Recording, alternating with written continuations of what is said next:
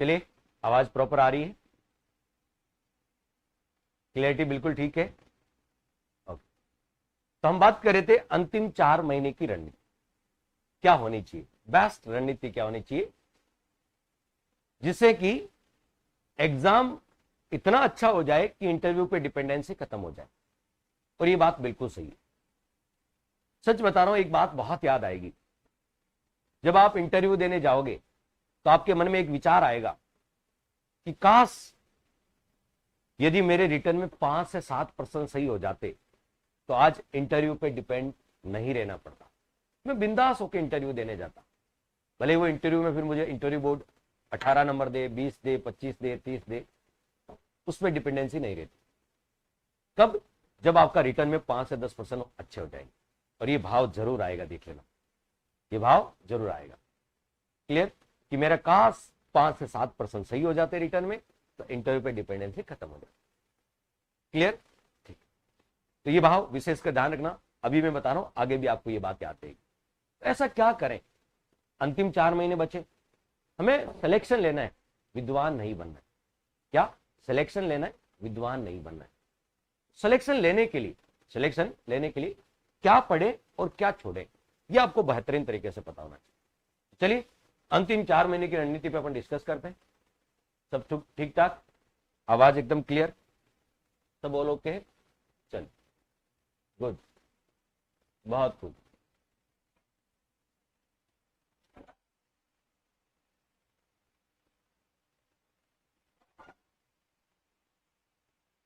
चलिए, ओके, तो अपन शुरू करते हैं।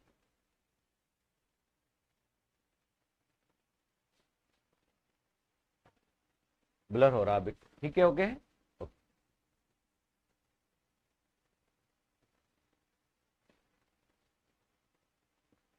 देखिए, सेफ स्कोर क्या मानते, क्या अच्छा स्कोर होना चाहिए आपका? वैसे तो पेपर पे डिपेंड करेगा, कि क्या अच्छा स्कोर होना चाहिए। लेकिन मान लीजिए अभी आरपीएससी का जो पैटर्न चल रहा है, हालिया पैटर्न, उस पैटर्न के अनुसार एक अच्छा खास, जैसे एसआई टेलीकॉम का पेपर देखा और भी अन्य तमाम आरपीएससी के 2025 के पेपर देखे, पेपर का लेवल अच्छा आने वाला है। पेपर का लेवल, यदि पेपर का लेवल इजी टू मॉडरेट या मॉडरेट टू एडवांस आता है तो आपका स्कोर कम हो जाएगा, यानी कट ऑफ थोड़ी कम जाएगी। लेकिन यदि पेपर का लेवल, ठीक है, यदि इजी रहा या इजी टू मॉडरेट रहा, कट ऑफ थोड़ी ज्यादा हो जाएगी। इतनी सी बात है बस। लेकिन मैं अभी कह दूं कि इतने ही टारगेट लेके चलो, नहीं, एग्जाम हॉल में आपका पेपर कैसा था उस पर डिपेंड कर सकते हैं। आप तैयारी अच्छी करके जा सकते हैं, एडवांस लेवल की तैयारी करके आपको जाना है, लेकिन पेपर का लेवल कैसा रहेगा वो एग्जाम हॉल में अपने को पता चलेगा। तो मेरा यह मानना है कि आपका वर्तमान आरपीएससी पैटर्न को देखते हुए, अब आप बहुत सारे लोग कहेंगे सर तो 40% ही नहीं बन रहे हमारे जीके में, ठीक है, बहुत सारे लोग कहेंगे कि हमारे जीके में 40% ही नहीं बन रहे, जीके में 40% बनना ही मुश्किल है अभी आरपीएससी पैटर्न में। भाई जो ये कहेंगे ना 40%, जब 40% ही आपके नहीं बनेंगे तो फिर सिलेक्शन तो दूर की कोड़ी हो जाएगा। इस बात से मैं ज्यादा इत्तेफाक नहीं रखता। यदि आपके जीके में 40% ही नहीं बनेंगे ना तो फिर सिलेक्शन को तो भूल ही जाओ, ठीक है। फिर सिलेक्शन उन्हीं का होगा जिनका 40% नहीं 60% बनेंगे। पहली बात बहुत क्लियर है, कड़वा है लेकिन सत्य। बहुत सारे लोग अभी कहेंगे ठीक है कि सर 40% बनना ही मुश्किल हो रहा है। अभी मैं बताता हूं सारी चीजें। यदि आपको सिलेक्शन लेना है तो वर्तमान आरपीएससी पैटर्न को देखते हुए फर्स्ट पेपर हिंदी में 80 से 90% प्रयास करो कि ये सही हो। आप मिनिमम 80, मैक्सिमम 90, तो 90 से ऊपर हो जाए तो वो पेपर इजी आएगा, उस पर डिपेंड करता है। यदि पेपर मॉडरेट लेवल का आता है, अभी आरपीएससी जिस पैटर्न पे चल रही है मॉडरेट लेवल का है, तो हिंदी आपकी बहुत अच्छी होगी, क्योंकि हिंदी में का सिलेबस शॉर्ट एंड स्वीट होता है और आराम से 2 महीने में आप हिंदी भी बहुत अच्छा कर सकते हैं और कर ली होगा आपने हिंदी अच्छी। 80 से 90%, इन्हें बताओ 80 से 90% आपकी हिंदी में सही होने चाहिए। अब बात कर लेते हैं, ये सबसे लेंदी सिलेबस है आपका सेकंड पेपर जीके जीएस 1, ये काफी लेंदी सिलेबस है, ठीक है, आरएस प्रीलिम्स का सिलेबस है। जब सिलेबस में सब्जेक्ट बहुत सारे होते हैं, polity, geography, history, culture, economics, science tech, math, reasoning, current, जब इतने सारे सिलेबस में सब्जेक्ट होते हैं तो नो डाउट कट ऑफ कम ही रहती है, क्योंकि एक विद्यार्थी 4 सब्जेक्ट अच्छा कर सकता है, 5 अच्छा कर सकता है, सारे सब्जेक्ट में वो अच्छा नहीं हो सकता। मान लीजिए किसी की मैथ अच्छी नहीं है, किसी की साइंस अच्छी नहीं होगी, किसी की इकोनॉमिक्स अच्छी नहीं होगी, कोई करंट छोड़ के चला जाएगा। ऑल ओवर यदि इसको देखें, जब सब्जेक्ट ज्यादा होते हैं तो वहां पर कट ऑफ कम रहने की संभावना है, और ये रियलिटी भी। क्लियर? 60 से 70% यदि पेपर बहुत अच्छा उच्च स्तरीय आए तो 60% तो होने चाहिए सिलेक्शन के लिए, और यदि थोड़ा इजी टू मॉडरेट आ जाए तो 70%। ये स्कोर आपका होना चाहिए 60 से 70%, ये मान के चलो। यदि ये पर्सन इसका टारगेट लेके चलोगे तो आप सिलेक्शन के बेहद करीब, सिलेक्शन के बेहद करीब। तो यदि मैं कहूं कि पेपर बहुत अच्छा स्तरीय आएगा, उच्च स्तरीय पेपर आएगा एडवांस लेवल का, तो हिंदी में मैं मान के चलता हूं 80 और जीके में मान के चलता हूं 60। ये स्कोर तो होना ही चाहिए। 80 और 60 का मतलब होता है 140%। 140% का मतलब है 280। आपका स्कोर 140%, 140% का मतलब है 1% 2 नंबर का होता है 280। ये भी पेपर बहुत अच्छा है, एडवांस लेवल का है, तो ये स्कोर होना चाहिए। यदि पेपर इजी टू मॉडरेट आ जाए, एडवांस नहीं आए, मॉडरेट लेवल का है, तो आप हिंदी में 90 करके आओगे और जीके में 70। 90 और 70 कितने होते हैं? 160। 160% का मतलब होता है कि 320 आपका स्कोर। और यदि जब बहुत एडवांस लेवल का पेपर आएगा 280 सफिशिएंट, और यदि इजी टू मॉडरेट आए तो 320। फिर आपको इंटरव्यू पे डिपेंडेंसी खत्म हो जाएगी। यदि स्कोर होता है आपका 320 के, तो इंटरव्यू पे डिपेंडेंसी खत्म हो जाएगी। अब कैटेगरी के अनुसार देख लो, लेकिन स्कोर इसके बीच होना चाहिए आपका। ठीक है, बाकी वो पेपर पे डिपेंड करता है कि पेपर आपका कैसा आता है, उस पर डिपेंड करता है। बाकी आपको ये टारगेट लेके चलिए, आपको ये टारगेट लेके चलिए। क्लियर? तो ये तो मैंने बताया था कि आपका ये अप्रोच होनी चाहिए पढ़ते वक्त, ये अप्रोच होनी चाहिए। अब मैं जो बता रहा हूं कि स्कोर कैसे करना, आपको कौन से सब्जेक्ट को छोड़ना है, कौन से को साथ लेके चलना है। क्लियर? स्कोर कैसे, आपकी कमेंट्स में सबसे लास्ट में लूंगा। ठीक है, पहले मैं आपको पूरी रणनीति बता देता हूं। राजस्थान जीके के पूरे पेपर में 100 में से 25 से 30% राजस्थान जीके क्या, 25 से 30 का मतलब है 1/4 राजस्थान जीके होता है। 1/4 राजस्थान जीके होता है। 25 से 30% राजस्थान जीके क्या आता है। और आप टारगेट क्या लेके चल रहे हो? 60 से 70%, ये टारगेट लेके चल रहे हो ना आप। तो सोचो कि 50% 60% टारगेट आपका टारगेट है कि मुझे हिंदी मेरी बहुत अच्छी है, बहुत सॉलिड है, जीके में मुझे 60% करना, आप ये टारगेट लेके चल रहे हो। तो 60 में से राजस्थान जीके दे रहा 25 से 30% तक। मैं बता रहा हूं कैसे बर्डन आप कम कर सकते हो। ठीक है भाई, 60 में से 25 से 30 तो राजस्थान जीके दे रहा आपको। और राजस्थान जीके यदि बहुत अच्छा कर लोगे तो आप, मैं मान के चलता हूं 30 में से आप 22-23% आराम से कर लोगे। और क्या चाहिए बता? ठीक है, 30 में से 22-23% कर लोगे। तो पहला काम सिलेक्शन के लिए ये होना चाहिए, आपका राजस्थान जीके बहुत अच्छा होना चाहिए। सिलेक्शन के लिए बता रहा हूं कि सिलेक्शन यदि चाहिए आपको, तो पहला काम होना चाहिए आपका राजस्थान जीके सॉलिड होना चाहिए। सॉलिड का मतलब भी आपको 25 से 30% लेके जाएगा। तो यदि कोई गलती कर रहा है दूसरे सब्जेक्ट के, मैथ के पीछे, रीजनिंग के पीछे भाग रहा है, तो राजस्थान जीके को सॉलिड नहीं कर रहा है, तो आज से रूल बना लो, गोल्डन सिलेक्शन का गोल्डन रूल नंबर 1 ये कहता है कि सिलेक्शन चाहिए तो राजस्थान जीके अच्छा कर लेना। सबसे पहले आपको राजस्थान जीके अच्छा होना चाहिए। और राजस्थान जीके में देखो, राजस्थान पॉलिटी के 7 से 8% आएंगे, राजस्थान ज्योग्राफी के 7 से 8, राजस्थान हिस्ट्री कल्चर के 8 से 10% आएंगे, और राजस्थान इकोनॉमिक्स के 7 से 8% आएंगे, 7 से 8% आएंगे। तो आपने राजस्थान पॉलिटी, मुझे पूरी उम्मीद है कर ली होगी। ठीक है, बहुत अच्छी से कर ली होगी आपने। पॉलिटी आजकल अच्छी पूछी जाती, बहुत अच्छी कर ली होगी। और आपने एमसीक्यू बैच में जो साथी उन्होंने एमसीक्यू में अच्छी कर ली, थ्योरी में है वो थ्योरी में अच्छी कर ली। ठीक है, और जो किसी भी बैच में नहीं है हमारे, उन्होंने राजस्थान पॉलिटी मेरी बुक है उससे अच्छी कर ली होगी। ठीक है, अपनी राजस्थान पॉलिटी बुक है उसको अच्छे से पढ़ के कर लिया। ये पढ़ लेना, राजस्थान पॉलिटी का 8वां एडिशन नवंबर तक अपडेट है, नवंबर तक सारे प्रश्न भी इसमें जोड़ दिए। ये कर लोगे, इसके अलावा कुछ नहीं करना आपको। ठीक है, इससे सारे पॉलिटी के सही हो जाएंगे। राजस्थान ज्योग्राफी ठीक ठाक ही पूछी जाती है, पॉलिटी जितनी हार्ड नहीं पूछी जाती। तो राजस्थान ज्योग्राफी मेरा ऐसा मानना है कि आपने कर ली होगी बहुत अच्छी, एमसीक्यू बेस में या थ्योरी बेस में, या बुक से कर ली होगी अपनी राजस्थान ज्योग्राफी की बुक से। हिस्ट्री कल्चर, आजकल हिस्ट्री कल्चर भी बहुत अच्छी पूछी जा रही है। तो या तो एमसीक्यू बेच में कर ली होगी, या थ्योरी बेच में कर ली होगी, या बुक से कर ली होगी। राजस्थान इकोनॉमिक्स के लिए अभी राजस्थान इकोनॉमिक्स पुरानी वाली पढ़नी है आपको, क्योंकि अपने राजस्थान का इकोनॉमिक्स यानी राजस्थान की बजट और आर्थिक समीक्षा 20 फरवरी के बाद आएगी। तब तक शायद पेपर अमूमन बन जाएगा, 1 महीने बचता है।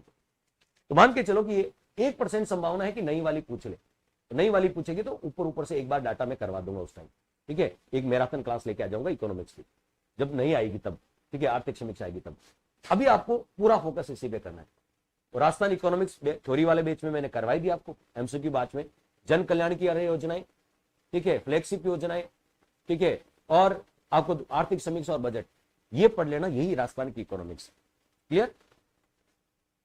अब देखिए, इनमें से कुछ भी छोड़ के नहीं जाना है, लेकिन इसमें मैं आपको राजस्थान पॉलिटी सारी पढ़नी, ज्योग्राफी में लगभग सारे टॉपिकों का एक वेटेज रहता है। हिस्ट्री में मैं बता सकता हूं आपको, हिस्ट्री का सिलेबस उठा के देखता हूं, उससे आपको मैं बहुत सारी चीजें क्लियर कर दूंगा, ठीक है। हिस्ट्री के सिलेबस कितने लोग हैं जो राजवंश के पीछे पड़े रहते हैं? आपने कभी सिलेबस देखा राजस्थान ज्योग्राफी का? आपने कभी राजस्थान हिस्ट्री कल्चर का सिलेबस देखा है? नहीं देखा तो अब देख लो उठा के, ठीक है। हिस्ट्री कल्चर राजस्थान की है, उसमें 1 2 3 4 5 6 7 8 9 10 यूनिट है। कितनी यूनिट है? हिस्ट्री और कल्चर दोनों में मिला के 10 यूनिट है। और इसके प्रश्न कितने आएंगे? 10 यूनिट है तो 8 से 10 प्रश्न आएंगे, यानी हर यूनिट से 1 प्रश्न आना है, हर यूनिट से 1 प्रश्न आना है। अब पहली यूनिट देखते हैं। पहली यूनिट में लिखा major landmark in history of Rajasthan, major dynasty, their administrative and revenue system, socio economic. पूरा राजवंश वाला पार्ट लिखा हुआ है, पूरे राजवंश पहली यूनिट में लिखे, पूरे राजवंश। अब मुझे बताओ, पूरे राजवंश लिखे हुए प्रश्न कितना आएगा? 1।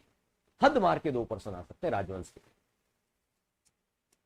डायनेस्टी केयर और उनकी प्रशासनिक व्यवस्था मध्यकालीन, मैक्सिमम 2 प्रश्न आएंगे। आप मैक्सिमम कितने प्रश्न आएंगे? 2 प्रश्न आएंगे, 2 प्रश्न।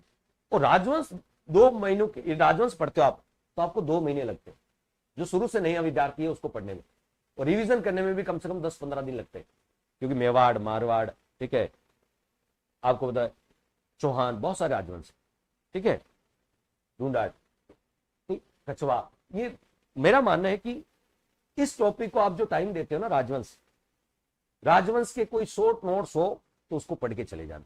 पर आए मेहरबानी करके बता रहा हूं, जिन्होंने अभी तक नहीं पढ़ा, राजवंश छोड़ के भी जा सकते हो।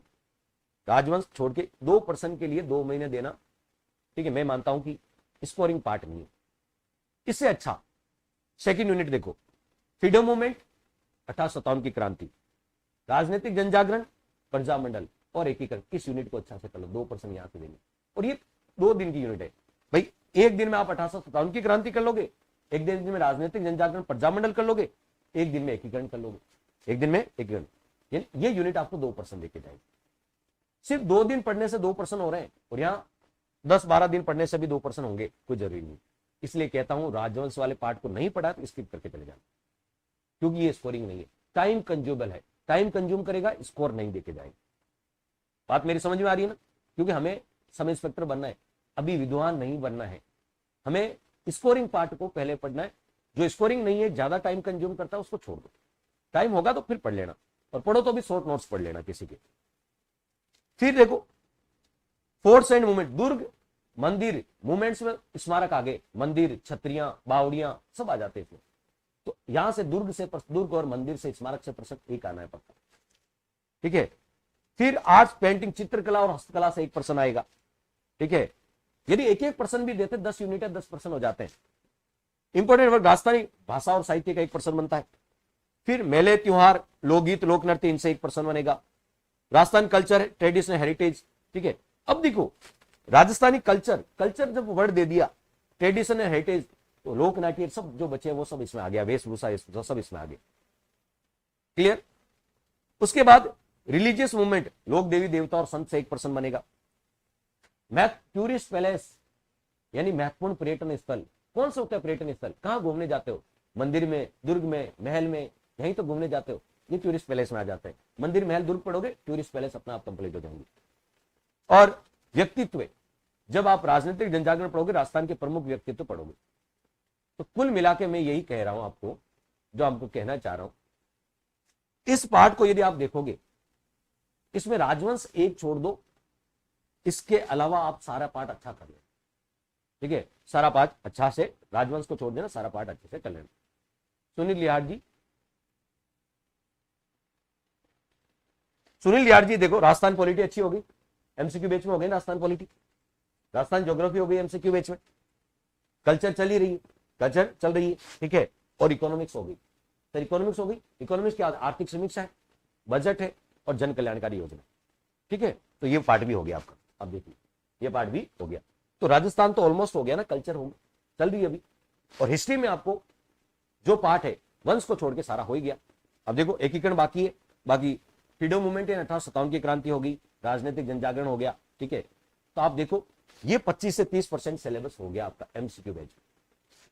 ठीक है, कल्चर अभी इसी महीने हो जाएगी। ठीक है, कल्चर इसी महीने हो जाएगी, और राजवंश वाले पार्ट को आप छोड़ के भी जा सकते, नहीं पढ़ा, टाइम कंज्यूमर पार्ट है। ठीक है, तो ये पार्ट आप देखोगे तो ये पार्ट आपका हो गया एमसीक्यू बेच।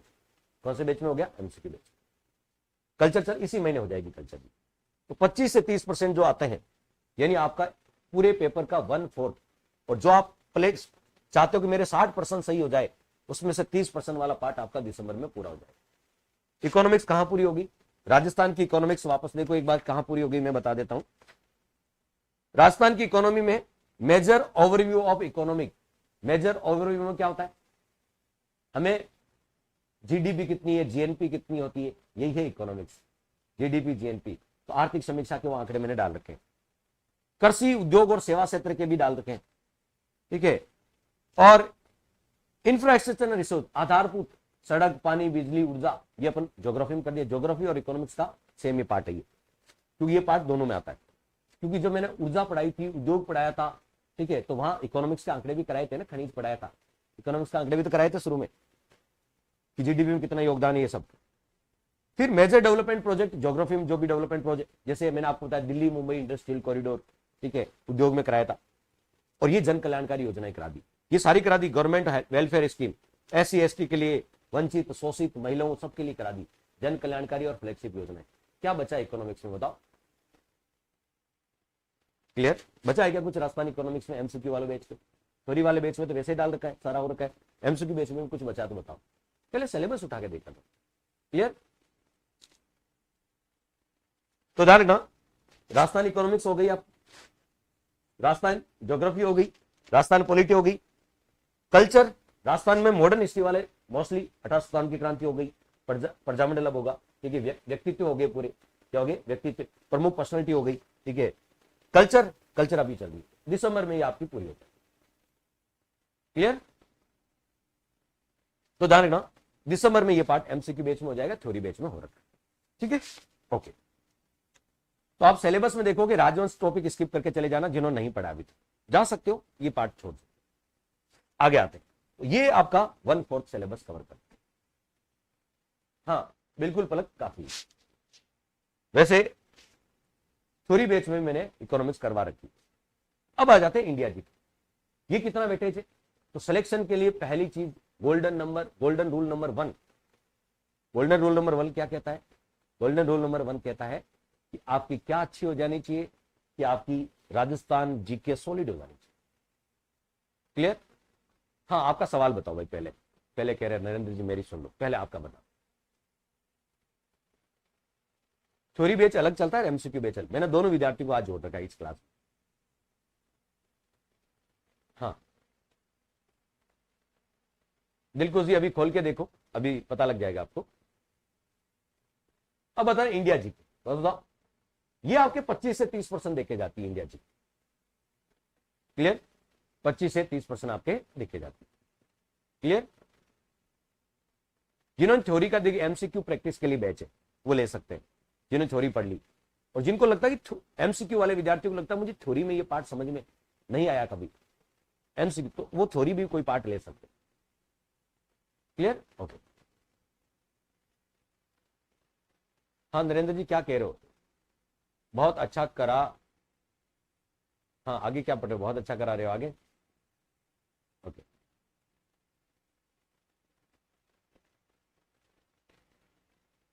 गुड, सारा टाइम देखिए, एमसीक्यू बैच आपका मार्च में पूरा हो जाएगा, 15 मार्च तक टारगेट है, एमसीक्यू बैच पूरा हो जाएगा। ठीक है, चिंता मत करो। चलिए आगे बढ़ते हैं। हाँ सुनील जी डाल देंगे। अब बात करें इंडिया जी, कसदा इंडिया जी, ये सेकेंडरी है सिलेक्शन के लिए। कैसे? इंडिया पॉलिटी आपकी बहुत अच्छी होनी चाहिए, 7 से 8% आएंगे इंडिया पॉलिटी। इंडिया और वर्ल्ड ज्योग्राफी के, इंडिया ज्योग्राफी के आते हैं 4% और वर्ल्ड ज्योग्राफी के आते हैं 3%। इंडिया ज्योग्राफी के 4, वर्ल्ड ज्योग्राफी के 3, टोटल आते हैं 7 से 8%, 7 से 8%। इंडिया हिस्ट्री, इसके 5 से 6% आते हैं। इसमें भी सर इंडिया हिस्ट्री की ऐसी, इंडिया हिस्ट्री में सर इतना सिलेबस है, एंशियंट, मिडाइवल, मॉडर्न। तो एक बार सिलेबस देखो थोड़ा, सिलेबस से बहुत सारी चीजें पता चलती है। और जिनको सिलेबस अच्छे से याद है, जिन विद्यार्थियों को, मैं मानता हूं आधा काम पूरा हो गया आपका। इंडिया हिस्ट्री का सिलेबस देखो, ज्यादा पार्ट किसका है देखो, आपके पास सिलेबस है ना, देखो एंशियंट और मिडाइवल में silent feature of major landmark of ancient and medieval India, art, culture, literature. हम क्या करते हैं, प्राचीन काल और मध्य काल में, मुगल काल और बहुत पढ़ते हैं। अरे भाई पढ़ना क्या है, उनकी आर्ट कल्चर पढ़नी है, उनका लिटरेचर पढ़ना है, और उनका आर्किटेक्चर पढ़ना है, स्थापत्य कला पढ़नी है, वो पढ़ो ना, वहां से आएगा 1% तो। ठीक है, मैं उनका एडमिनिस्ट्रेटिव सिस्टम पढ़ो वो, और नहीं भी पढ़ो ना तो एंशियंट मिडाइवल छोड़ के चले जाओ, 2% आएंगे, 2 उसको छोड़ के चले जाओ, क्योंकि मेजर पार्ट है आपका modern history. Modern history, modern history आप अच्छे से करके चलिए। सर मॉडर्न हिस्ट्री के लिए क्या करें, देखिए हिस्ट्री के 5 से 6% आने, उसके लिए मैं आपको एक बुक रिकमेंड करता हूं। आपके पास पहले से कोई बुक है तो वो मत लेके आना, पहले आप जिससे पढ़ रहे हो उससे पढ़ो। लेकिन किरण पब्लिकेशन की पुस्तक शॉर्ट एंड स्वीट है, शॉर्ट एंड स्वीट पुस्तक है किरण पब्लिकेशन की, और इसको आराम से आप 5 दिन में पढ़ सकते हो, 5 दिन में पढ़ सकते हो। तो ये जरूर लेके आ जाना, किरण पब्लिकेशन। अभी मैं कह दूं आपको स्पेक्ट्रम लेके आ जाओ, विपिन चंद्रा लेके आ जाओ, भाई अभी अपने पास इतना टाइम नहीं है, इतना पास आपके पास टाइम नहीं है, रियलिटी बता रहा हूं मैं, इतना पास आपके पास टाइम नहीं है। ऐसी पुस्तक जो शॉर्ट एंड स्वीट में, भाई किरण पढ़ के जाओगे, 5-6 में से 3-4 तो कर ही दोगे। हमें 100% नहीं करना है, 3-4 करके आ जाओगे 5-6 में से, तो भी 70-80% होता है, बहुत है। सिलेक्शन चाहिए, छोटे छोटे पार्ट से किसी भी पार्ट को छोड़ के मत जाओ। आप 5% आ रहे हैं, वहां से 3 निकाल के लेके आ जाओ, स्कोर बढ़ता जाएगा, स्कोर बढ़ता जाएगा, आराम से 60-70% करके आ जाओगे आप। ठीक है, अभी आप एक ही पीछे, स्पेक्ट्रम के पीछे पड़ जाओ, विपिन चंद्रा, आर्य पब्लिकेशन, भाई उनको पढ़ने में टाइम भी लगेगा, और हो सकता है वहां से पर्सन यार सही नहीं हुआ तो टाइम भी गया और पर्सन भी सही नहीं हुआ। इससे अच्छा ऐसी बुक जिसे हम पढ़ भी सके, और मान लीजिए 6 में से 3-4% तो कर ही लेंगे ना, तो ये मैं सजा दूंगा। बाकी देखो स्पेक्ट्रम भी है अपने पास, ऐसा नहीं, ठीक है, सारी पुस्तक है, लेकिन मैं आपको रिकमेंड नहीं करना चाह रहा। ये देखो स्पेक्ट्रम भी है, आर्य पब्लिकेशन भी है, आर्य पब्लिकेशन भी है, स्पेक्ट्रम भी है, ठीक है, विपिन चंद्रा भी है, लेकिन मैं आपको रिकमेंड नहीं करना चाह रहा, रिकमेंड नहीं करना चाह रहा, ये कर लो। ठीक है, इसे आराम से निकालोगे। और इंडिया इकोनॉमिक्स, इंडियन इकोनॉमिक्स में मैंने कहा बेसिक कंसेप्ट पे जोर होना चाहिए। इंडिया इकोनॉमिक्स का आप सिलेबस देखोगे तो राजकोषीय नीति, मौद्रिक नीति, ये बेसिक कंसेप्ट वाला टॉपिक है। ठीक है, शेयर मार्केट, शेयर बाजार, बेसिक कंसेप्ट वाला टॉपिक है। ठीक है, बैंकिंग बेसिक कंसेप्ट वाला टॉपिक है, repo rate, reverse repo rate, ठीक है, CRR, SLR, ठीक है, ये आपको ध्यान में रखना, बेसिक कंसेप्ट वाले टॉपिक है। ठीक है, राष्ट्रीय आय क्या होती है, ठीक है, राष्ट्रीय विकास, राष्ट्रीय आर्थिक विकास, आर्थिक समृद्धि, मानव विकास सूचकांक, ये कैसे टॉपिक है, ये बेसिक कंसेप्ट।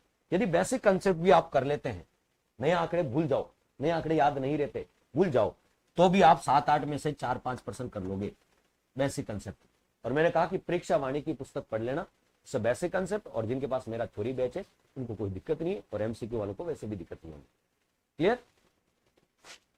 तो 4 से 5, और जो मेरे साथ MCQ बैच में जो सुने, MCQ बैच में हो आप, तो आपको चिंता नहीं करनी। हाँ, थ्योरी पढ़ के आनी पड़ेगी पहले, फिर मैं MCQ में करवा दूंगा। ठीक है, तो आपको चिंता नहीं करनी। ठीक है, MCQ वालों को तो बिल्कुल नहीं करनी, और जिनके पास थ्योरी बैच है उनको वैसे भी नहीं करनी। ठीक है, और दोनों बैच है जिनके पास, उनके तो वारे न्यारे अलग है। चलिए, क्योंकि उनको थ्योरी में पढ़ के MCQ में प्रैक्टिस कर लेंगे, दोनों बैच है जिनके पास। तो यहां पे आप देखो, टारगेट लेके चलो को इंडिया इकोनॉमिक्स में मेरे 4% सही होने चाहिए, हिस्ट्री में मेरे 3% सही हो जाए तो भी खूब है। ठीक है, इंडिया और वर्ल्ड ज्योग्राफी में 7-8 में से 4% सही हो जाए, और पॉलिटी अच्छी करके जानी है, पॉलिटी और ज्योग्राफी अच्छी कर लोगे तो यहां मेरे 5%, 5 4 9 3 12 और 4 16% आप यहां सही कर रहे हैं, 50%, 16% यहां सही कर रहे हैं। और राजस्थान में कितने सही कर लोगे आप? राजस्थान वाला पार्ट मैंने कहा सॉलिड होना चाहिए, तो 30 में से मेरा मानना है कि यहां पे आप 24% कर लोगे, तो 24 और 16 कितने हो गए? 40 हो गए। अब आपको 20% ही करने, कितने करने? 20% करने। अब आपको क्या करने? 20% करने। कैसे बता रहा हूं कि कैसे आप 60 पार हो सकते हो अपने स्कोर पर, उसकी रणनीति होनी चाहिए। नहीं तो ऐसे सब पढ़ते गए पता चला कि हम ऐसी चीजें पढ़ रहे हैं जिनका एग्जाम में वेटेज ही नहीं। तो सिलेक्शन के लिए कोई भी जो योद्धा होता है ना, वो युद्ध जीतने के लिए पहले रणनीति बनाता है, युद्ध जीतने के लिए क्या? रणनीति बनाता है। तो आप रणनीति बनाओ, पहले क्या बनाओ? रणनीति, कि मेरा स्कोर 60+ कैसे हो सकता है। तो मैंने अभी रणनीति बताई कि राजस्थान जीके में आपका 24 कर लोगे आप, ठीक है, 30 में से, और यदि 25 आते हैं तो 22 कर लोगे। इंडिया में आप, ठीक है, 30 में से 16-18 कर लोगे तो 40 हो जाएंगे। इंडिया और राजस्थान को मिला के 40% आप कर लोगे। अब आपको करने 20% करने, 20+% करने, 20% करने, और आपके सामने 40% का टारगेट है। 60 में से आप कितने कर पा रहे हो? अभी 60 में से आप 40 कर पा रहे हो। अब बचे 40, इन 40 में से 20 ही करना है, इन 40 में से आपको 20 ही करना है, 20+ करना। अब देखो, करंट सिलेक्शन चाहिए तो करंट को छोड़ के नहीं जा सकते, सिलेक्शन चाहिए तो करंट को छोड़ के नहीं जा सकते। क्लियर? सिलेक्शन चाहिए तो करंट को छोड़ के नहीं जा सकते और नहीं जाना है। तो सर क्या करें करंट के लिए? ऐसी कोई तरीका बता दो, ठीक है, जिससे कि हम करंट में 15 में से 10 क्वेश्चन तो कर दे। 15 में से 15 तो होंगे भी नहीं, क्योंकि पैटर्न अच्छा आ रहा करंट का, 10 कर दे। तो इसका एक तरीका है मेरे पास, यदि मेरे किए हुए, ये मेरा खुद का अपनाया हुआ तरीका है प्रैक्टिकली, ये आप करते हो ना तो आप 10 आराम से कर दोगे। क्या करना है? यहां से शुरू करना। हर 2 महीने में राजस्थान क्रोनोलॉजी का हर 2 महीने में एडिशन आता है। राजस्थान क्रोनोलॉजी लिखा है, अंतरराष्ट्रीय क्रोनोलॉजी नहीं, राजस्थान वाली का वॉल्यूम आता है। आपको यहां से शुरू करना है। ये मार्च का वॉल्यूम है, वॉल्यूम नंबर 48 ऊपर लिखा, देखो वॉल्यूम नंबर 48,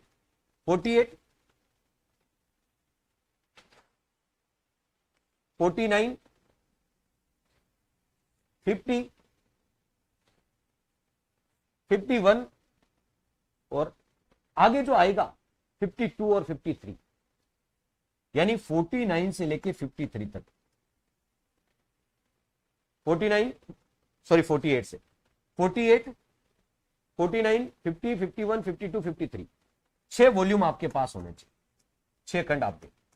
ये 6 खंड है, तो ऐसा मान लो करंट में बेड़ा पार, करंट में मेरा पार। यदि ये 6 आपके पास है तो 6 में आपका बेड़ा पार है, आपको कोई रोकने वाला नहीं, ठीक है। तो ये 6 खंड होने चाहिए आपके पास, 48 से लेके आगे जो आएगा, अभी 51 तक आ रहे, 52 और 53। इससे राजस्थान करंट अफेयर्स बहुत अच्छा हो जाएगा और आप आसानी से प्रश्न कर पाओगे। क्लियर?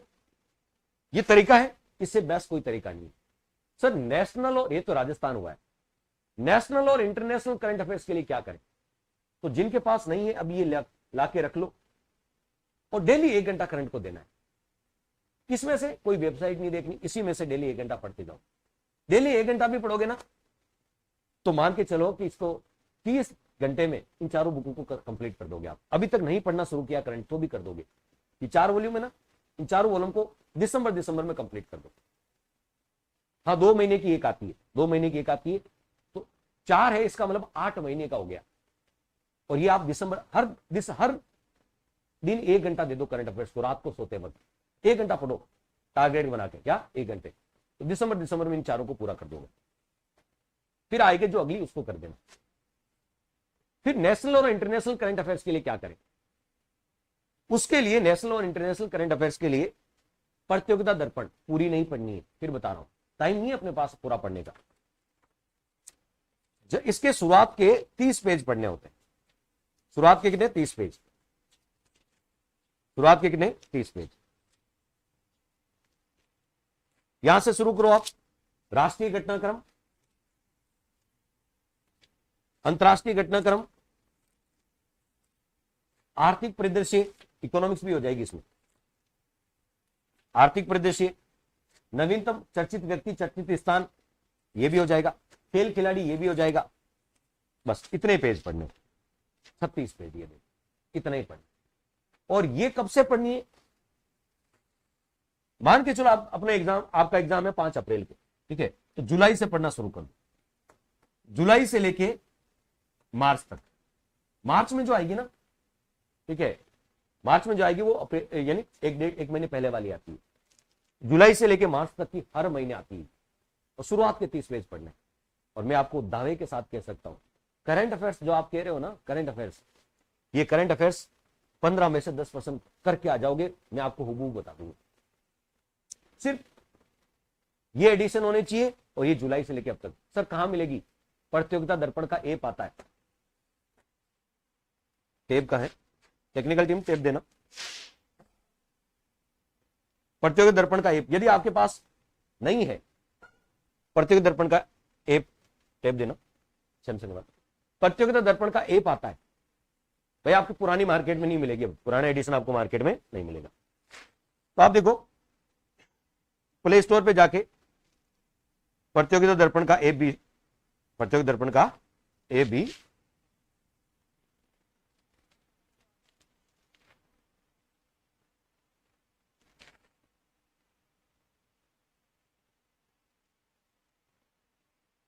ये रहा आपका प्रतियोगिता दर्पण का ऐप,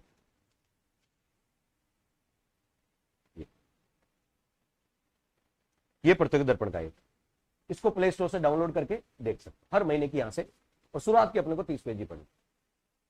क्लियर? तो ये प्रतियोगिता दर्पण का ऐप देख सकते प्ले स्टोर से। तो ये इसका तरीका भी मैंने बता दिया, पुरानी नहीं मिले मार्केट में तो ये कर सकते। चलो, तो ये करंट अफेयर्स का समाधान हो गया, और ये ऑथेंटिक समाधान है, मैंने इसको यूज किया, वो बता रहा हूं मैंने खुद ने यूज किया कि आप आराम से 10+ क्वेश्चन कर लोगे। मैथ और रीजनिंग, मैथ और रीजनिंग, भाई किस किस को मैथ नहीं आती, किस किस को मैथ नहीं आती वो बताओ कि सर हमें मैथ नहीं आती। क्लियर? किस किस को मैथ नहीं आई? जिसको मैथ नहीं आती पूरा मत छोड़ के जाना, 3 टॉपिक कर लेना, परसेंटेज कर लेना, क्या करें, परसेंटेज कर लेना, ठीक है, एवरेज कर लेना, और आपको कंपाउंड इंटरेस्ट कर लेना। ये 3 टॉपिक करके चले जाओ, 2% तो कर ही दोगे, 2% तो कर ही दोगे, ठीक है, पूरा छोड़ के। मैथ के 5% आएंगे, 5 में से मैं मान के चलता हूं मैथ में से 2% कर लेना, ठीक है, पूरा छोड़ के मत जाना, ये 3 टॉपिक तो कर ही लेना। और रीजनिंग में 5% रीजनिंग के आएंगे, रीजनिंग में आप आराम से 3% कर लोगे, तो यहां 50% स्कोर हो रहा है आपका। जिनको मैथ बिल्कुल नहीं आती उनके लिए बता रहा हूं, पूरी छोड़ के मत जाना, 3 टॉपिक कर लेना, ठीक है। और रीजनिंग आपकी अच्छी है, सबकी अच्छी होती है, तो 3% यहां कर लोगे, कुल मिला के 5% आप यहां कर लोगे, 5% यहां कर लोगे। साइंस में मैंने तरीका बताया था भाई, साइंस के मोस्टली पर्सन आते हैं 7-8% technology, space technology, defence technology, nano technology, biotechnology, और इकोलॉजी एंड एनवायरमेंट, और इलेक्ट्रॉनिक्स, और आपको इंफॉर्मेशन टेक्नोलॉजी। ये 7-8% टेक्नोलॉजी के आएंगे, और करंट अपडेट आएंगे। तो जब आप करंट पढ़ोगे प्रतियोगिता दर्पण में, इससे भी काम हो जाएगा आपका। कैसे? कोई भी, जैसे अभी एक पर्सन आया था उदयगिरी वाला, वो इसी में से आया था। अब जैसे कोई इनोवेशन होता है, जैसे आत्मघाती ड्रोन नागास्त्र की पहली खेप भारतीय सेना को मिली, उपग्रह का पुनः प्रक्षेपण किया गया, आकाश से सतह पर मार करने वाली रुद्रम मिसाइल का परीक्षण किया गया, तो ये सेमी क्रायोजेनिक इंजन, तो ये सारे इसमें पूरे हो जाएंगे आपके। यानी करंट में जो भी इनोवेशन होता है वो इसमें हो जाएगा, वो इसमें से हो जाएगा। क्लियर? ये तो हो गया इनोवेशन की बात, ये इसमें से हो जाएगा। और बेसिक कंसेप्ट कहां से, पीएसएलवी क्या होता है, जेएसएलवी क्या होता है, क्लोनिंग क्या होती है, वो इस बुक से कर लेना, वो इस बुक से करना। विवास पैनोरमा की पुस्तक आती है, बहुत शानदार कंसेप्ट है, बेसिक कंसेप्ट इसमें है, ठीक है। और करंट वाला पार्ट प्रतियोगिता दर्पण के साथ हो जाएगा आपका। और फिर बचती है जनरल साइंस, जिसमें फिजिक्स आपको डायरेक्ट कहीं नहीं लिखी है सिलेबस में, कहीं नहीं पढ़ना है, दैनिक जीवन में उपयोग पढ़ना है। फिजिक्स के दैनिक जीवन में उपयोग क्या है, केमिस्ट्री के दैनिक जीवन में उपयोग क्या है, और बायोलॉजी भी पूरी नहीं लिखी है, ह्यूमन बॉडी, फूड, न्यूट्रिशन, ये लिखा हुआ है, इस पार्ट को करना है। पूरी साइंस मत पढ़ने बैठ जाना, फिजिक्स पूरी पढ़ रहे हो, पता नहीं फिजिक्स का 1% आएगा और डायरेक्ट सिलेबस में कुछ नहीं लिखा है। इसलिए सिलेबस को देखें आप, सिलेबस में 1 यूनिट लिखिए केवल, डेली जीवन में उपयोग। इसके लिए बाकी जो जनरल साइंस के पुस्तक आएंगे, पर्सन आएंगे दैनिक जीवन में साइंस के उपयोग, बायोलॉजी वाले, वो इसमें से कर जाना। छोटी सी शॉर्ट एंड स्विच, टेक्नोलॉजी भी है इसमें, टेक्नोलॉजी भी इसमें से पढ़ जाना। साइंस के 15% आएंगे, आराम से आप 10% कर लेंगे। एक तो करंट में प्रत्येक दर्पण पढ़ने से करंट के पर्सन वहां से हो जाएंगे टेक्नोलॉजी के, ठीक है।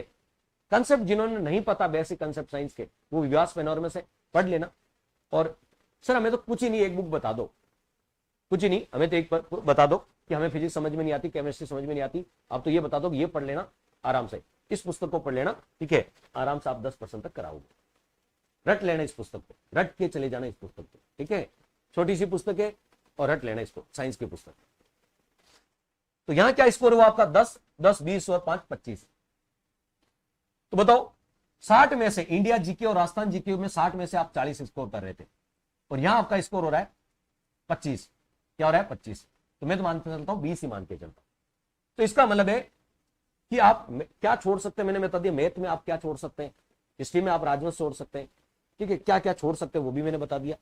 कुल मिला के आप 60+ स्कोर कर रहे हैं।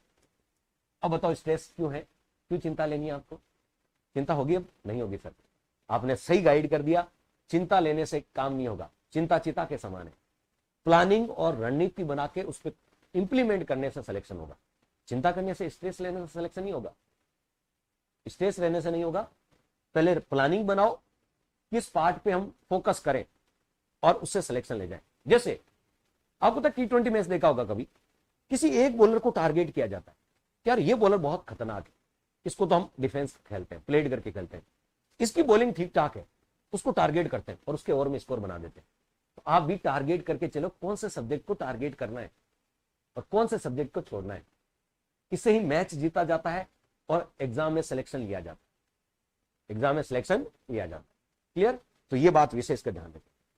यदि मैच जीतना है, जैसे मैच जीतने के लिए रणनीति बनाई जाती है, किस बॉलर को टारगेट करना है, किस बॉलर पे ओवर में हिटिंग करनी है, आप भी सिलेक्शन लेने के लिए टारगेट करो कि किस सब्जेक्ट को बहुत अच्छा करना है जिससे सिलेक्शन हो जाए। तो किसको थोड़ा छोड़ के भी चल सकते, सेफ साइड भी चल सकते। मेरी बात समझ रहे हो ना? ठीक है। अब 4 महीने की रणनीति में अब आपको कैसे क्या पढ़ना, ये तो मैंने बता दिया कि आपको कैसे क्या स्कोर करना। साइंस की बुक का नाम है सुदर्शन चक्र। आप तो बोल रहे हैं राहुल सर की सुदर्शन चक्र जो साइंस की पुस्तक आती है वो देखो, और आप चाहे तो अपनी सारी एप्लीकेशन से भी ऑर्डर कर सकते, अपनी सारी एप्लीकेशन से भी ऑर्डर कर सकते। अब 4 माह की रणनीति में सर हम कोचिंग भी जाते हैं, ठीक है, या सर हम ऑनलाइन कोचिंग भी लेते, कोई ऑफलाइन जाता, कोई ऑनलाइन लेते हैं। फिर हम सब सेल्फ स्टडी कब करें, उसका तरीका बता रहा हूं। हम जो भी करते हैं सर, उसके साथ सेल्फ स्टडी कैसे करें, छुट्टी कब लेनी चाहिए, उसके हिसाब से सेल्फ स्टडी कब करें, सब बताता हूं, सारे सवालों के जवाब देता हूं, ठीक है। ये सेशन आपको बताओ काया पलट कर देगा यदि सही तरीके से इसको आपने इंप्लीमेंट कर लिया अपनी लाइफ में। कितने घंटे पढ़ सकते हो भाई? सर हम तो स्टूडेंट लाइफ में हम तो पूरे दिन ही पढ़ते रहते। क्लियर? हम तो स्टूडेंट, जो स्टूडेंट लाइफ में है, मान के चलता हूं 12 घंटे पढ़ सकते हैं ना स्टूडेंट लाइफ वाले। लेकिन जो ड्यूटी करते हैं भाई, कुछ जो 3rd ग्रेड है, कोई पुलिस में है, या LDC है, पटवार है, वीडियो है, जो जॉब करते हैं, वो अपने टाइम का 6-7 घंटे निकाल पाते। कितने घंटे निकाल पाते हैं? 6-7 घंटे। इस चीज से मैं एग्री करता हूं। क्लियर? इस चीज से मैं एग्री करता हूं। तो अब आपके टाइम को 2 पार्ट में डिवाइड करो, 2 पार्ट में डिवाइड करो। एक है coaching time plus YouTube time, coaching time plus YouTube time. एक तो इस टाइम को अलग कर दो। एक टाइम है सेल्फ स्टडी का, इसको अलग कर दो। भाई कोचिंग वाले अपने हिसाब से सिलेबस कराते हैं, वो उनका सिलेबस अपने हिसाब से होगा, आपको अपने हिसाब से भी सिलेबस करना है, आपको अपने हिसाब से भी सिलेबस करना है। कोचिंग वाले कोचिंग के हिसाब से कराते हैं, उनके शेड्यूल के अनुसार से कराते हैं, लेकिन आपको अपने अकॉर्डिंग सिलेबस करना है, आपको अपने अकॉर्डिंग सिलेबस करना है। और आपको अपने अकॉर्डिंग सिलेबस करना है, अपने अकॉर्डिंग क्या करना है? सिलेबस। तो आप कोचिंग वालों से एक कोचिंग का टाइम अलग रखो, वो सिलेबस कराएं, वो आपका एक्स्ट्रा टाइम है, वो आपका एक्स्ट्रा प्रॉफिट है। आपको अपने हिसाब से सिलेबस करना पड़ेगा, तभी सिलेक्शन होगा। सच है लेकिन कड़वा है। मैं खुद कि सर आप खुद ही पढ़ाते हो, हाँ मैं बताता हूं, इसको अलग लेके चलना है और अपनी सेल्फ स्टडी को अलग लेके चलना है, और सिलेक्शन दिलाएगी ये, और वो दिलाएगा एक्स्ट्रा स्कोर। जितना आप कर सकते हो ना आपकी क्षमता, उससे उसमें 4 चांद लगाएगा ये कोर्स को। ये चीज तो 4 चांद लगा। कैसे? अब समझो। आपको सिलेबस कैसे कोचिंग वाले अपने हिसाब से चलाएंगे, भाई वो फरवरी में कराए, मार्च में कराए, कब कराए, वो उनका लुकआउट है। उसको आपको दिन में 4 से 5 घंटे देना है। आप मेरे से पढ़ रहे हो, एमसीक्यू बेच पढ़ रहे हो या थ्योरी बेच में, तो मेरी क्लासें आपको 4 घंटे से ज्यादा नहीं देती, 4 घंटे से ज्यादा दिन में नहीं देती। ठीक है, कोई भी क्लास 4 घंटे से ज्यादा आपको नहीं देती। ऑनलाइन कोई से भी किसी भी संस्था की क्लास लिए 4 घंटे से ज्यादा ऑनलाइन नहीं देखनी है। ठीक है, मान लीजिए आप कोई क्लास किसी टीचर की ले रहे हो तो 4 घंटे, ठीक है, और 1 घंटा यूट्यूब के लिए रख सकते हो, तो टोटल 5 घंटे हो। मान लीजिए आप 12 घंटे पढ़ते हो तो 5 घंटे आपने इसके लिए रख लिए, तो बच्चे पीछे कितने? 7 घंटे। 7 घंटे आप अपने सेल्फ स्टडी को दो, और मैं बताता हूं कैसे सिलेक्शन, कैसे सिलेबस करना है सेल्फ स्टडी से, वो बताऊं। आप यदि टोटली जॉब वाले विद्यार्थी हो तो मेरा मानना है कि फरवरी मार्च में पीएल ले लेना, 2 महीने की छुट्टियां ले लेना, पीएल ले लेना। प्रोविजन में नहीं हो, प्रोविजन में हो तो थोड़ा एब्सेंट हो जाए, ठीक है, लेकिन चाहो तो 3 महीने के ले लेना, जनवरी फरवरी मार्च। 1 महीने की पीएल लेके फिर थोड़ा आमद करवा के फिर वापस पीएल ले लेना, ठीक है, 3 महीने की, या सीए लेके पीएल लेके कैसे भी करके मेडिकल लेके देखो। लास्ट के 3 महीने तो आपको पूरा टाइम देना पड़ेगा। अभी दिसंबर रह सकता हूं, ठीक है, और दिसंबर में कोई छुट्टियां बची हुई, मुझे नहीं पता, पढ़ने वाले बच्चों की छुट्टियां बचती नहीं है, जॉब में बिल्कुल नहीं बचती, पढ़ने वालों की पीएल नहीं बचती छुट्टियां, तो सीएल तो दूर की बात है। चलिए अब मैं बात करता हूं कि जो जिनके पास 6-7 घंटे हैं उनको यूट्यूब और कोचिंग को 3 घंटे ही टाइम देना चाहिए, तो 4 घंटे उसको उनको सेल्फ स्टडी करनी, 4 घंटे उनको सेल्फ स्टडी करनी चाहिए, 3 घंटे कोचिंग या यूट्यूब को देना चाहिए, जो भी आप देते हो, ठीक है, क्योंकि 2 बार सिलेबस हो रहा है। कैसे? एक बार कोचिंग वाले सिलेबस कराएंगे ऑनलाइन या ऑफलाइन जो भी है, और एक बार आप खुद कर रहे हो। सिलेबस कितना हो रहा है? 2 घंटे, और सिलेबस की स्पीड बढ़ जाएगी। आपने कोई टॉपिक अपने सेल्फ स्टडी में पढ़ा और वही फिर कोचिंग में कोई टीचर पढ़ा रहा है। यदि मेरे से आपको, मान लीजिए आपने सेल्फ स्टडी में कोई टॉपिक पढ़ लिया, जैसे मान लीजिए पढ़ लिया लोक देवता, और वही मैं जब आपको वापस कराऊंगा ऑनलाइन, तो आपकी स्पीड डबल हो जाएगी और रिवीजन हो जाएगा। इधर सिलेबस हो रहा है और जब कोचिंग वाले पढ़ेंगे आपका रिवीजन है। आपका क्या है? रिवीजन। तो यदि आपके टाइम दिन में 12 घंटे पढ़ते हो तो 5 घंटे आपको इसको देनी है, ठीक है, 10 घंटे पढ़ते हो तो भी 5 घंटे इसको देना है, 5 घंटे अपनी सेल्फ स्टडी को देना। सिलेक्शन ऐसे होगा दोनों तरीके से, एक तरफ सिलेबस एक तरफ रिवीजन, एक तरफ सिलेबस एक तरफ, क्योंकि आप पढ़ रहे हो तो टीचर आपका रिवीजन करा रहा है, टीचर पढ़ा रहा है तो आप सेल्फ पढ़ोगे तो उसका रिवीजन हो जाएगा, ठीक है। दूसरा, यदि आप 6-7 घंटे जॉब में हो तो 3 घंटे आपको इसको देने चाहिए, तो 4 घंटे अपनी सेल्फ स्टडी पे देने। क्लियर? अब सेल्फ स्टडी में आपका सिलेबस 4 महीने में हो जाएगा क्या, उस पर बात करता हूं। सेल्फ कोचिंग वाले तो कराएंगे अपने हिसाब से, क्या आपको भी अपने हिसाब से 4 महीने में सिलेबस हो जाएगा? बिल्कुल हो जाएगा, बिंदास हो जाएगा। आज से तैयारी शुरू करो तो भी हो जाएगा, आज से तैयारी करो तो भी हो जाएगा। ये देखो, कोचिंग वालों ऑनलाइन ऑफलाइन दोनों, जैसे आप मेरे से पढ़ रहे हो तो ये भी कोचिंग ही, ऑनलाइन ऑफलाइन दोनों की बात कर रहा हूं, ठीक है। अब बिना कोचिंग आपको सेल्फ स्टडी में खुद को सिलेबस करना है, खुद के साथ संकल्प है, और संकल्प ही सिद्धि होता है, संकल्प का कोई विकल्प नहीं होता। अब देखो,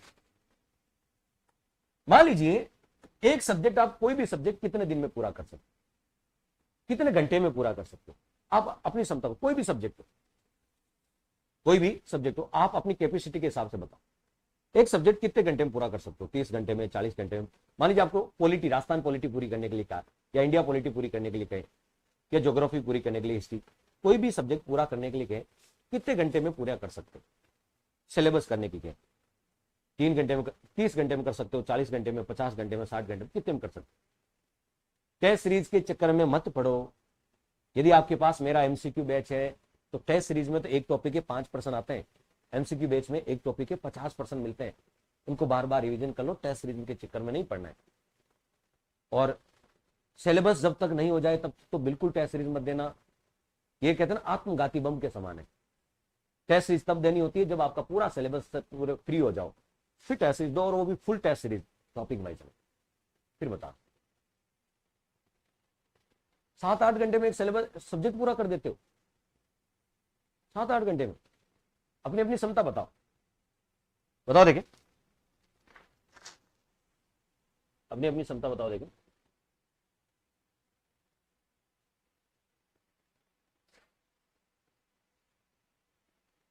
चलिए, राजस्थान पॉलिटी 2 दिन में, अरे वाह, फिर तो स्पीड गजब की है भाई, फिर तो 2 बार रिवीजन हो जाएगा 4 महीने में आपका,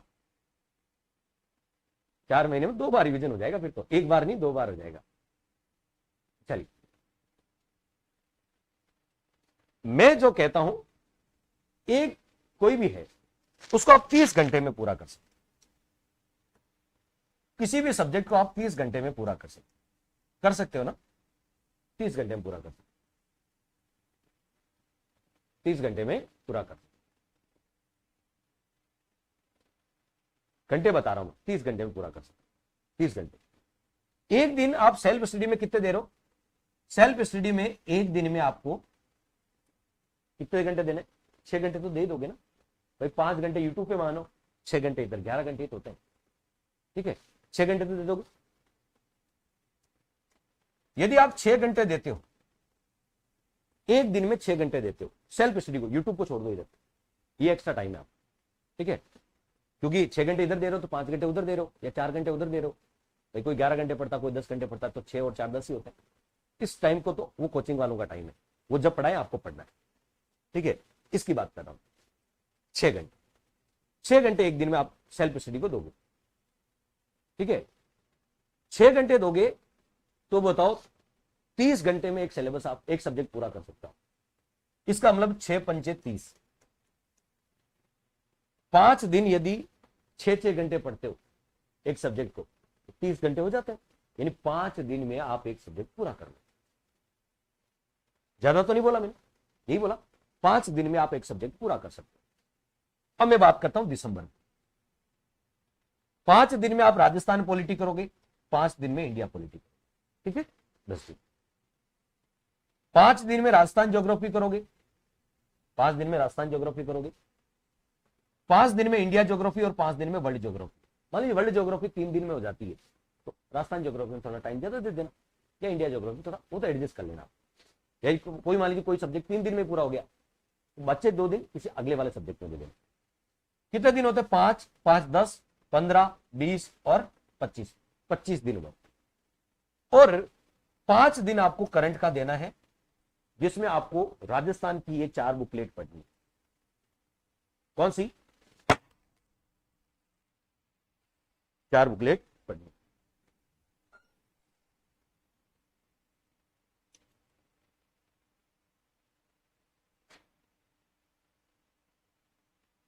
कौन सी 4 बुकलेट पढ़नी है? कौन सी 4 बुकलेट पढ़नी है? 48, 49, 50 और 51, ये 4 बुकलेट पढ़नी, ठीक है, ताकि आपका 6 महीने का करंट हो जाए, ताकि आपका 6 महीने का करंट तो हो जाए। कवर किसने हटाया? बाद में बात करूंगा। चलिए, ताकि आपका 4 महीने यानी 6 महीने का करंट अफेयर्स तो हो जाए। 4 बुकलेट का मतलब है लगभग 8 महीने का, 1 महीने 2 होता है, 8 महीने का करंट अफेयर तो हो जाएगा। क्लियर?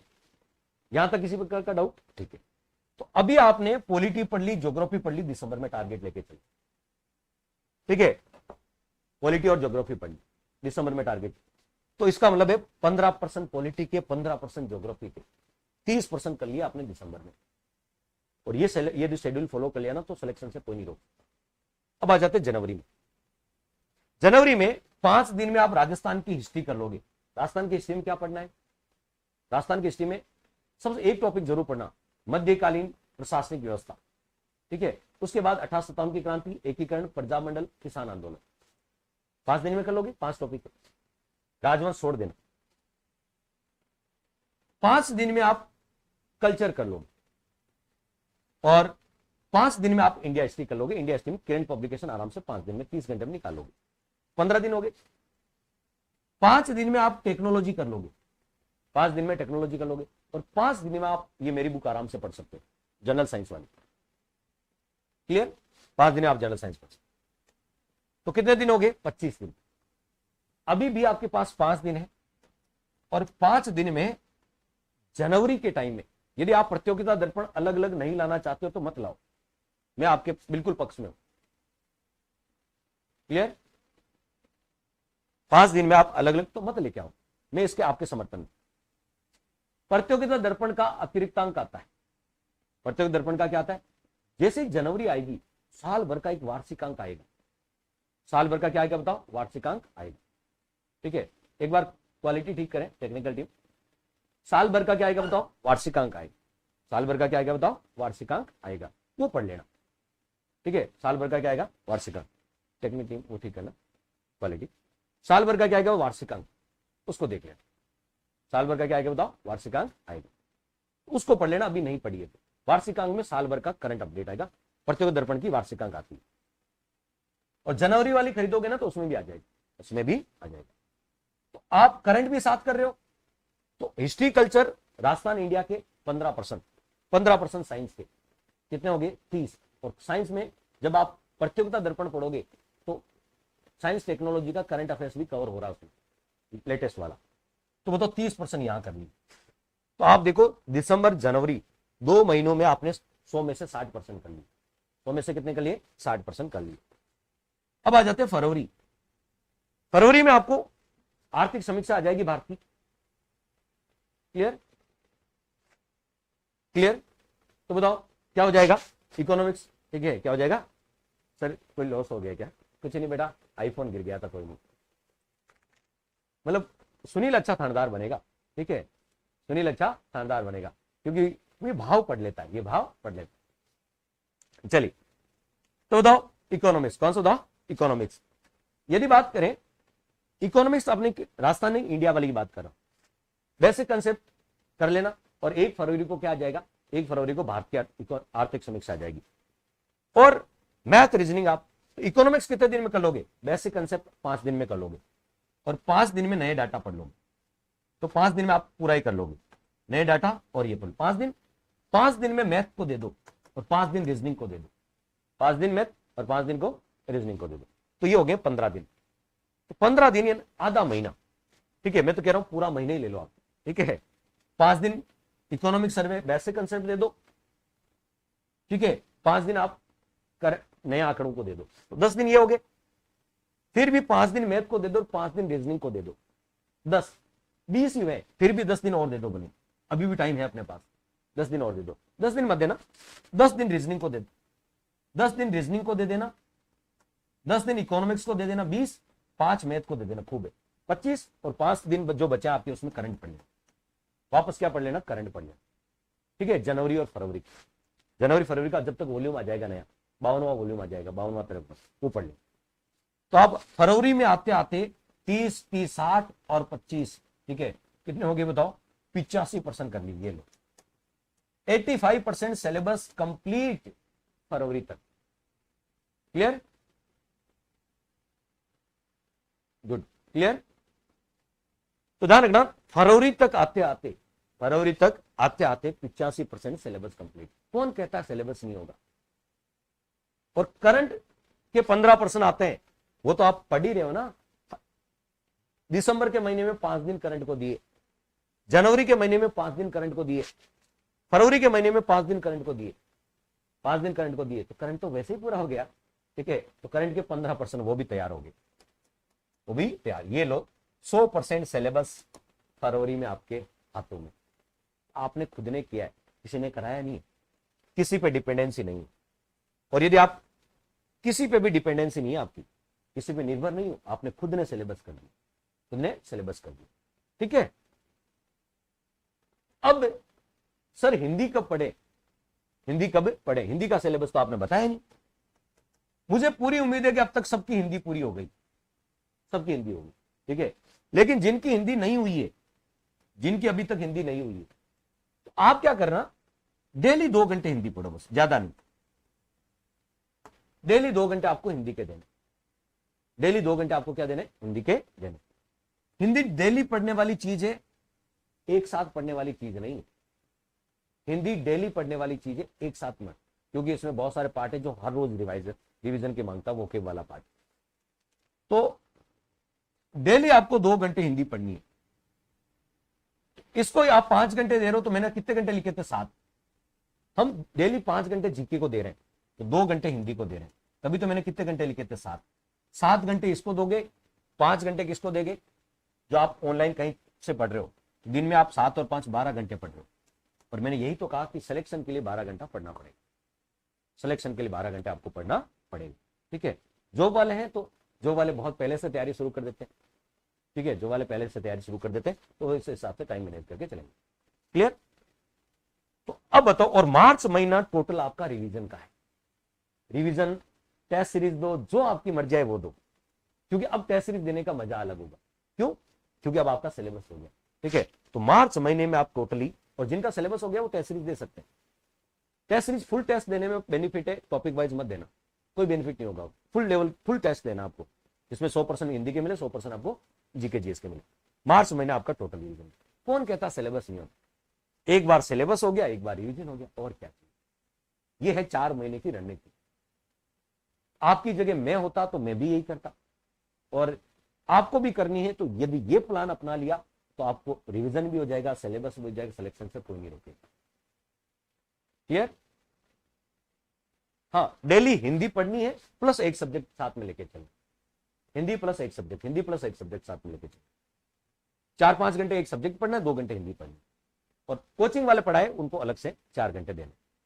ठीक है, अब बताओ, सिलेक्शन हो, रिवीजन भी होगा, सिलेक्शन भी होगा, और आरपीए में आपको पता है जाने का सपना भी पूरा होगा। होगा कि नहीं होगा? बताओ। देखिए, तो बहुत सारे लोगों के कमेंट आ रहे थे, सर कैसा होगा, कैसे करेंगे हम? उसका मैंने एक तरीका बताया, उसका आपको एक तरीका बताया, ऐसा करोगे तो हो जाए। अब आपके सवाल, अब आपका कोई सवाल है पूछ।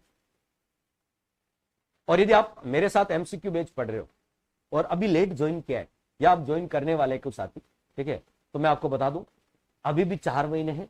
ठीक है, एमसीक्यू बैच में राजस्थान जीके ऑलमोस्ट हो गया, अब इंडिया जीके आपका शुरू होगा। ठीक है, इंडिया जीके, देखिए दिसंबर, इस महीने यदि मैं मान के चलूं राजस्थान जीके आपका पूरा हो जाएगा, तो मैं जनवरी में आपकी एमसीक्यू बैच में क्या करवा दूंगा?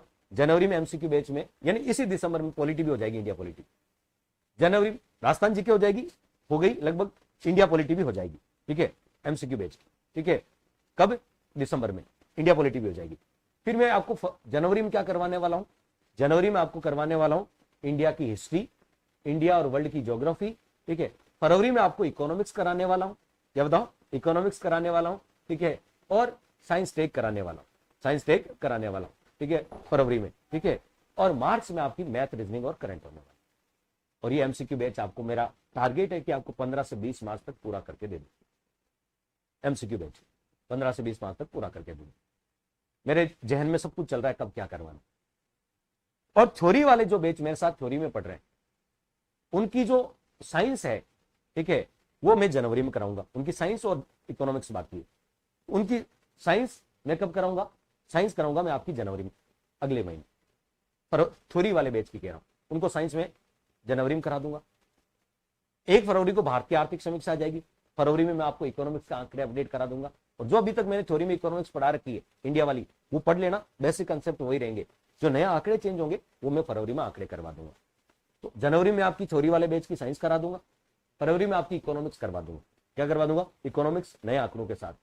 और इंडिया ज्योग्राफी के जो टॉपिक बचे हैं, 3-4 टॉपिक बचे हैं, वो भी मैं फरवरी में कराऊंगा आपको थ्योरी वाले बैच में। क्यों? क्योंकि वो नए आंकड़ों के साथ होंगे। और कोई सवाल है तो बताओ। पीएसआई हिंदी का एमसीक्यू बैच शुरू करें, सोच रहा हूं जनवरी में शुरू करूं। हाँ, अब जो जॉब वाले हैं, जॉब वालों को 6 घंटे मिलते हैं ना, तो 3 घंटे कोचिंग को दे। ठीक है, तो 7 घंटे तो निकालने ही पड़ेंगे जॉब वालों को, जल्दी उठ के निकालो, कैसे भी निकालो 7 घंटे। 3 घंटे आप कोचिंग को दे, जहां भी आप ऑनलाइन कोर्स पढ़ रहे हो। तो 4 घंटे में से 2 घंटे हिंदी पढ़े, 2 घंटे सब्जेक्ट पढ़े, जीके वाला कोई भी हो। जो 4 और 3 7 ऐसे मैनेज कर लो जी, जॉब वाले भी साथ साथ कर सकते।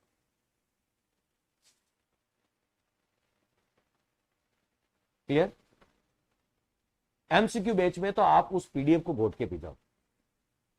ठीक है, टॉपिक डाला है उसमें, जैसे मैंने मंदिर डाल दिया, तो पहले एक बार 2 घंटे के लिए आप मंदिर थ्योरी में पढ़ो। थ्योरी पढ़े बिना सीधे एमसीक्यू मत आना, बुक में से पढ़ लो, या कोई मेरा लेक्चर है तो उसमें से सुन लो। थ्योरी पढ़ो और फिर एमसीक्यू की प्रैक्टिस करो। ठीक है, मान लीजिए आप 4 घंटे मुझे दे रहे हो, तो 2 घंटे आप पहले उस टॉपिक की थ्योरी पढ़ के आए 2 घंटे, और पढ़ा हुआ है तो सीधी प्रैक्टिस कर लो, ठीक है। लेकिन पहले थ्योरी पढ़ के एमसीक्यू बैच में प्रैक्टिस करो। तो जिनके पास थ्योरी बैच है वो एमसीक्यू लेना चाहते हैं, ठीक है, तो प्रैक्टिस के लिए बहुत अच्छा बैच है, टेस्ट सीरीज की जरूरत ही नहीं पड़ेगी, और अच्छा खासा रिवीजन भी हो जाएगा नए आंकड़ों के साथ। और जो थ्योरी बैच एमसीक्यू बैच वाले के, सर हमें कुछ टॉपिक की थ्योरी समझ में नहीं आती, वो कहां से पढ़े, तो वो थ्योरी बैच भी ले सकते। और जिनके पास दोनों बैच है एमसीक्यू थ्योरी, उनके तो वारे न्यारे अलग। परिभाषिक शब्दावली की एक मैं मैराथन क्लास लगाऊंगा, जो गृह मंत्रालय की वेबसाइट पे जो आंकड़ा डॉक्यूमेंट है उसके इंपोर्टेंट 500 कराऊंगा, पूरी पीडीएफ नहीं कराऊंगा, उसके इंपोर्टेंट 500 परिभाषिक शब्दावली वाले वर्ड करा दूंगा, इंपोर्टेंट 500, ठीक है। और आरएस मेंस में जो पुराना है वो भी करवा दूंगा। कुछ टॉपिक देखिए, रिकॉर्डेड टॉपिक और लाइव से कोई फर्क नहीं पड़ता मेरे साथियों, आपको पढ़ने से मतलब, क्योंकि हमें जो कंटेंट जहां से मिले, लाइव में आप मुझे सुन रहे हो, 1 घंटे बाद ये क्लास रिकॉर्ड हो जाएगी, तो क्या रिकॉर्ड होते हैं आंकड़े चेंज थोड़ी हो जाएंगे, आंकड़े तो वही रहेंगे। रिकॉर्ड में कोई डाउट आ जाए वो अगले जब मैं लाइव आता हूं उस समय पूछ लिया करो, ठीक है। मान लीजिए मैंने रिकॉर्ड क्लास डाली, तो अगली बार जब मैं लाइव आ जाऊंगा नेक्स्ट क्लास में, तो पूछ लिया करो कि सर ये टॉपिक था, उसमें ये टॉपिक समझ में, ये क्वेश्चन समझ में आया। बाकी लाइव और रिकॉर्ड में कोई फर्क नहीं होता। रिकॉर्ड में स्पीड बढ़ा के देख सकते हो, टाइम कम लगेगा, ठीक है। कोई टॉपिक यदि आपको रिकॉर्ड डाल दिया जाता, ऐसा नहीं कि मैं रिकॉर्ड डालते ही उसमें आंकड़े चेंज हो गए, लाइव में मैं कुछ और पढ़ा रहा था, रिकॉर्ड में कुछ और पढ़ा रहा, ऐसा नहीं होता मेरे दोस्त। क्लियर सुमन?